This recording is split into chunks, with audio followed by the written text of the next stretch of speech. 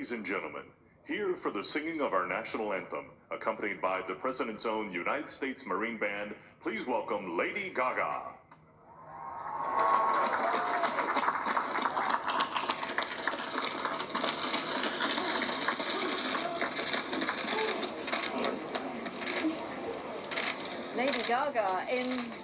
Lady Gaga in by Lady Gaga standards, a relatively subdued inaugural outfit, appropriate for the moment. Welcome, welcome. The time has come to select one courageous young man and woman for the honor of representing District 12 in the 74th Annual Hunger Games. It's your first year, Pam. Your name's only been in there once. They're not gonna pick you.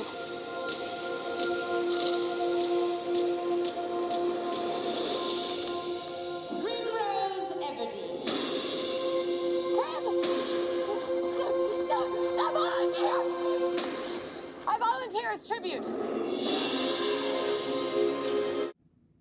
And that interconnection, and when it went away, I had to find a more spiritual connection with music and art, and I'm sort of on that journey path now. If you think about how you present yourself, say, on stage, if you think about a lot of pop artists, particularly female artists, they're presented in a straightforwardly sexual way very often. You know, they have to be really good looking, they have to be presented as though the first thing you're going to react to is, do you fancy them? You know, do you think they're lovely? And you don't do that. I mean, sometimes you do, and sometimes you don't. How do you regard your body then within that context? Okay, well, I would say that in pop music, in that particular sphere, that there's a sort of one-dimensional quality to sexuality. So I think that the difference between what I do and that, if I can maybe start there, is that there's an intention always behind the sexuality, if the sexuality is there. Best.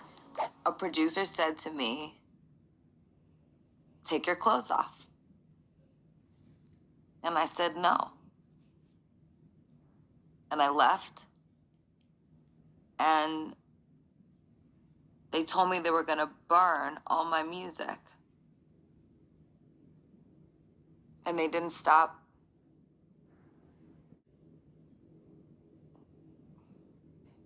They didn't stop asking me, and then I just froze, and I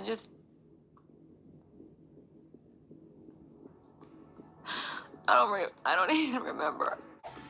I understand this Me Too movement. I understand that some people feel really comfortable with this, and I do not. I do not ever want to face that person again. First, I felt full-on pain. Then I went numb. And then I was sick for weeks and weeks and weeks and weeks after, and I realized that it was the same pain that I felt when the person who raped me dropped me off pregnant on a corner, my parents' house, because I was vomiting and sick, because I'd been being abused. I was locked away in a studio for a month. Americans became obsessed with brainwashing during the Korean War. Prisoners of war returned home denouncing the American way of life.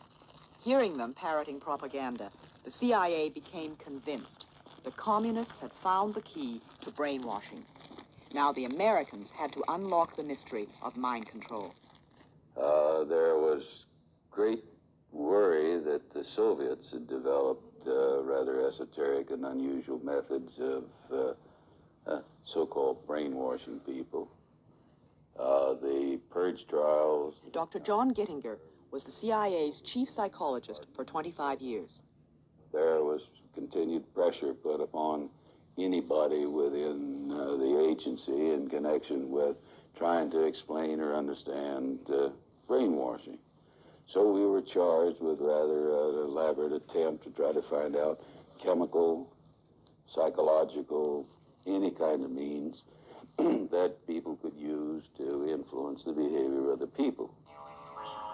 Nothing seemed too bizarre. To find out if sex could be used in spying, the agency studied San Francisco prostitutes and their clients. Using unwitting human beings as their guinea pigs, the agency tried everything: drugs, hypnosis, electroshock. Under code names like MK Ultra, the CIA spent 25 years and $25 million on secret mind control research.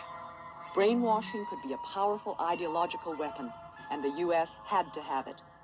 And when the agency didn't undertake its own studies, it funded someone else's. Thus, the search for mind control brought MK Ultra to Canada, to Montreal.